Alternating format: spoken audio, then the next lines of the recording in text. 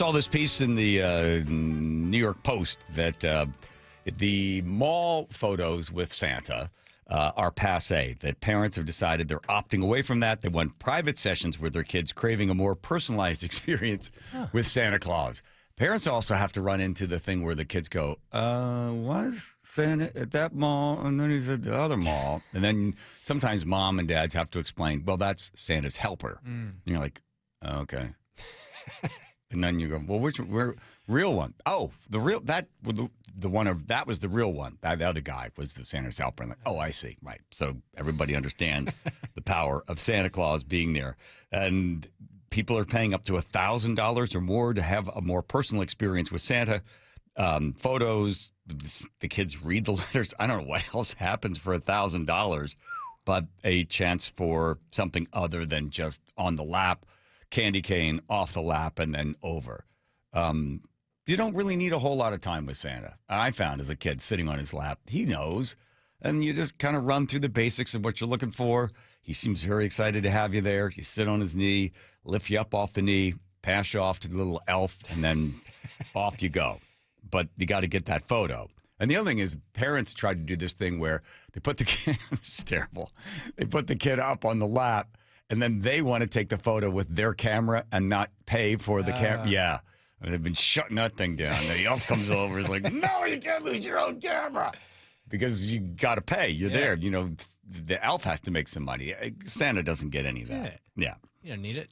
He doesn't need it. He's Santa Claus. Yeah. I experienced this with my kids. I happened to call Santa Claus when they were, I shouldn't say 5 and 6, somewhere in there. And both Charlie and Rye were being horrible. It was a week before Christmas.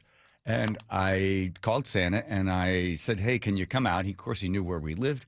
And it was like 7 o'clock at night. We finished dinner, put the dishes in the sink, and don't be a poop, close the loop. That's what we used to say. So after you eat your dinner, you close the loop by picking up the plate, taking it to the sink, rinsing it off, putting off to the side, either in the dishwasher or whatever. So don't be a loop. Don't be a poop, close the loop. That was part of it. So we were closing the loop and doing the dishes, and Charlie's like, who's that? I said, I don't know. Whoever's there, they want to come in. You should probably go let him in. So Charlie comes running back. Dad, oh my God, what's wrong? It's Santa Claus. What? Yes, he's at the door. He's a week early. We're not ready for him. I said, well, let him in. Should we let him in? I mean, we're not ready. But it's a week before Christmas. I said, let him in. He's here for some reason. So Santa Claus came in. He had a flannel shirt on. He had his suspenders on. He had his Santa pants and boots, but he didn't have the hat on. So it was like Santa after hours. And he came in and he introduced himself. And then I said, well, do you want to sit down? And he said, well, of course. And he sat in this chair, my chair. And then I said, do you want to talk to the kids? I do. I need to talk to the kids. I said, okay, well, here's Rye. And Rye sits up on his lap. And Rye, what's going on in class? Rye's like, yeah. Are you doing your homework? Well, And Rye's looking at him. Santa goes, I know you're not. That's why I'm here. And you should have seen Rye's eyes and his biplates. And Charlie's like trying to hide because she knows she's doing worse than Rye. So he walks through a few things that Rye can do, get the homework in, be more respectful, listen in class, don't run around, try not to get into trouble with his friends. He was at St. Joe's at the time. And then it was Charlie's time. And she was a mess. Not being respectful, disobeying the teachers, getting into petty arguments at school. And when she sat up on his lap, Santa just read her the riot act. And she said, so I want to know, am I going to get the American Girl doll? And I was hoping for sure Santa would say no, because that thing was very expensive for Santa. And then he said, Charlie, I'll be honest with you. It's, mezza. And she's like, I don't, what's a mezza? What's a mezza? I didn't order a mezza. And he goes, right now you're on the fence. You're between the naughty and the nice list. But right now you're on the naughty. And you can get off the naughty list and move over to the nice list. But you're really going to have to change your behavior. If you would really like the American Girl doll, here are the things I need you to do. And Santa, of course, knew all of her friends, knew her teacher's name and everything else. And Charlie, holding back the tears off the knee, and I said, why don't you guys show Santa your rooms? And they did that, and then Santa came back downstairs, and he had a little plate there and some cookies, and he explained what kind of cookies, what kind of milk, and please leave at least 10 carrots for the reindeer. And then out the door he went. And they're sitting there like, oh, my God. Charlie doesn't know whether to cry or laugh because it was so exciting. And then all of a sudden, goes, dude, his sleigh, quick! And they, unfortunately for them, they didn't see the sleigh that was parked out front because it just disappeared so quickly. Right.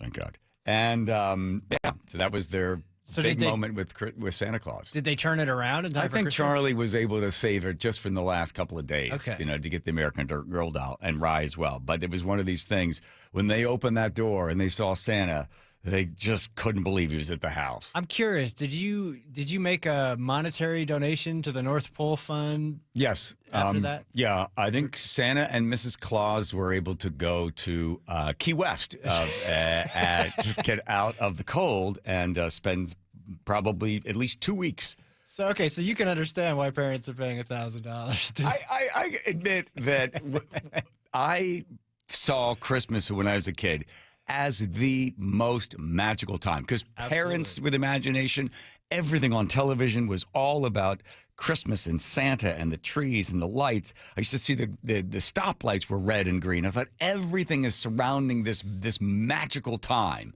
of all imagination. So I wanted to take everything that I remember as a kid and then transfer it over to make sure that it was as magical as possible for my kids. And there's a letter that I wrote to them that Tom and I used to read on the air. I don't know if we'll read it again. Maybe we will. And it was so funny. It's the letter that I wrote about Santa Claus not coming to our house anymore. And I used to say to Tom in the break, I said, I can get like the first 2 paragraphs done, but then can you take over? And Tom's like, yeah, that'll be good. So I would start the letter, and then I would get all teary-eyed, and I couldn't keep talking. So then Tom would take over. Tom would read the next 2 paragraphs, and he would get to this one line. He would lose it, and he's looking over at me, and I'm like, Tom, I can't do it. He's like powering through. And we put the letter up, and it's the Curley's letter to Santa Claus and to the kids. And then people are like writing in, oh, you're lying to your kids. I was like, okay, go back to your troll town. Anyway, yeah, maybe we'll put that up there. Charlie said she goes, I would comment on that because people still say to her when she was living in there, how about Santa's letter? She's like, yeah. She goes, what are they talking about? I was like, I got to hear that. That's the other crazy thing. All this wonderful stuff you do. You take your kids to the circus. You should take them here, you take them there. And then later on, like 5 years later, you remember going to the circus? No. You remember going to Disney on Ice? No. Do you remember the Harlem Globetrotters? No. You're like, I spent good money on that crap. But apparently it's all makes impressions on them.